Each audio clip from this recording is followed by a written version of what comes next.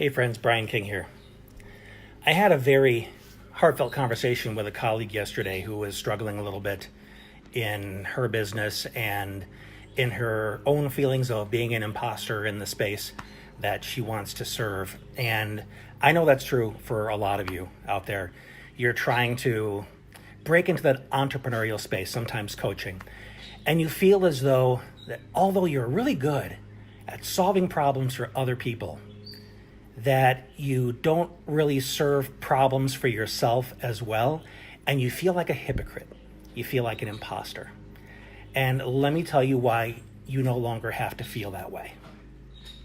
For about 12 years now, I've been in the space of helping parents raise their kids with ADHD and Asperger's effectively. I also help entrepreneurs with their mindset issues, basically anybody that has negative thought patterns, they want to turn into positive ones. I help them with that because I have a lot of experience and success with that. But none of that success was done in a vacuum, okay? I didn't go sit on a mountaintop and suddenly have this flash of enlightenment. I've worked with my own therapists and coaches over the years to help me develop the tools that I need to reach these realizations and so on.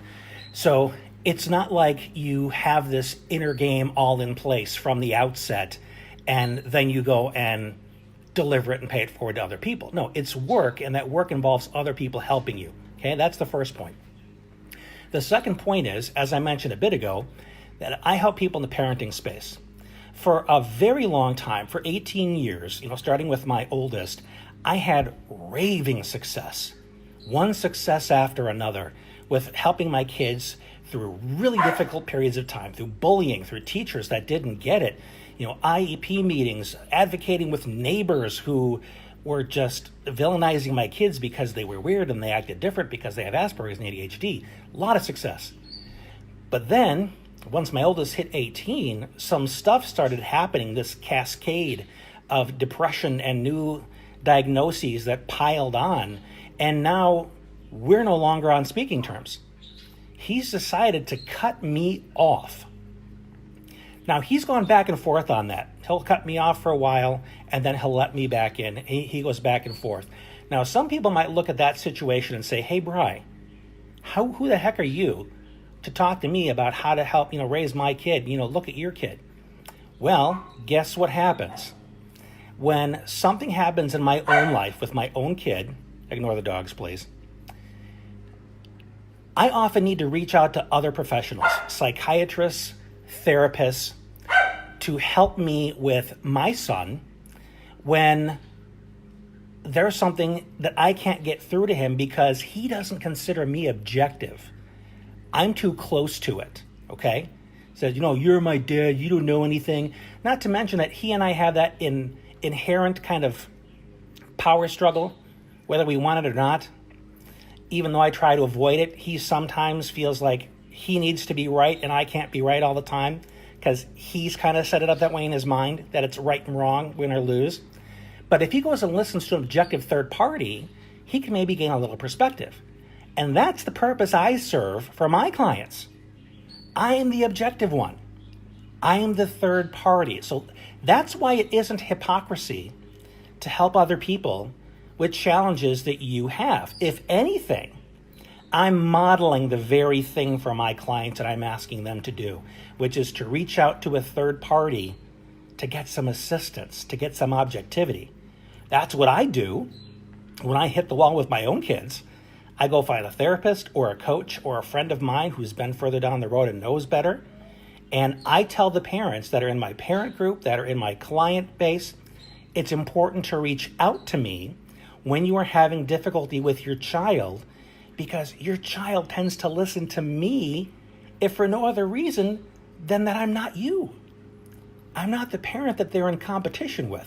I'm an objective third party who can help them sort through things in a less threatening way.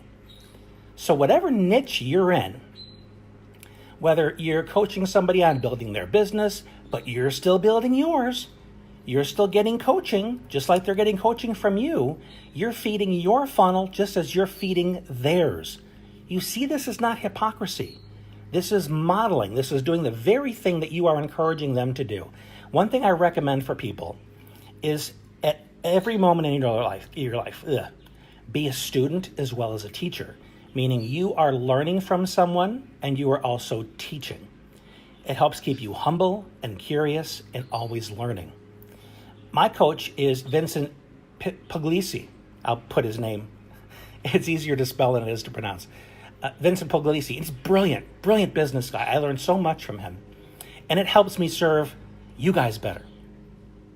And I learn parenting advice from people who've got kids that are on and employed and successful adults. And I pick their brains all the time about how to help my kids transition into adulthood.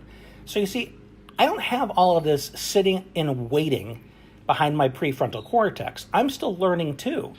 And then when I learn things, I pass them on to you, like I've been doing for the past 12 years. And we end up serving each other. We keep this wisdom circulating, just like money.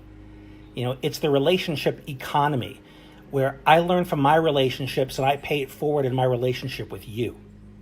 So I just wanted to put this thinking out there to see if it would benefit you, because this is one of those sticking points that prevents a lot of people from crossing that threshold into entrepreneurship or advocacy, just somebody who wants to speak up for something they believe in because they feel like they're a fraud because they still have challenges in their own life.